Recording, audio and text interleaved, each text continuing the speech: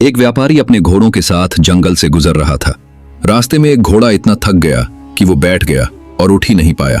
व्यापारी ने उसका सामान दूसरे घोड़ों पर लाद दिया और उसे वहीं छोड़कर चला गया। थोड़ी देर आराम करने के बाद घोड़ा उठा और इधर उधर घूमने लगा। उसी जंगल में एक शेर अपने दो साथियों के साथ था। एक लोमड़ी और एक चीते के साथ रहता था।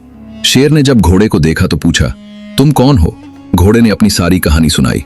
शेर को उस पर दया आ गई और उसने कहा, तुम मेरे मेहमान हो, यहीं रहो, मैं तुम्हारी देखभाल करूंगा। घोड़ा खुशी खुशी वहीं रहने लगा। कुछ दिनों बाद शेर बीमार पड़ गया।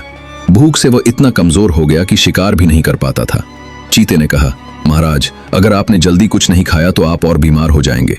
शेर बोला, मैं अब शिकार नहीं कर सकता। अगर तुम कोई जानवर मेरे पास ला दो तो मैं खा सकता हूँ। चालाक लोमड़ी ने कहा, तो फिर हम घोड़े को क्यों नहीं खाते? शेर गुस्से से बोला, वो मेरा मेहमान है, मैं कभी उसे नहीं खाऊंगा। लोमड़ी मुस्कुराई, लेकिन अगर वो खुद कहे कि मुझे खा लो तो? शेर ने सोचा और कहा, हाँ, अगर वो खुद राजी हो तो ठीक है।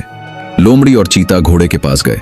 लोमड़ी ने कहा, हमारे राजा भूख से मर रहे हैं, अब हम में से किसी एक को अपनी जान देनी होगी। चलो सबके सामने अपनी कुर्बानी पेश करते हैं।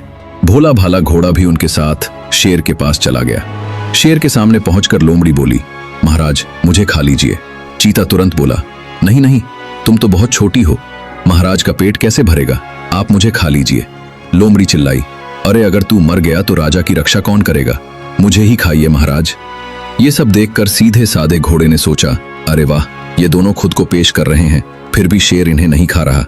मैं तो उसका खास मेहमान हूं, वो मुझे तो बिल्कुल नहीं खाएगा। और घोड़े ने बड़े आत्मविश्वास से कहा, महाराज, आप मुझे खा लीजिए।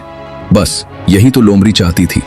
एक पल में शेर, चीता और लोमड़ी तीनों घोड़े पर टूट पड़े। बेचारा घोड़ा कुछ समझ पाता उससे पहले ही वो उनका शिकार बन गया।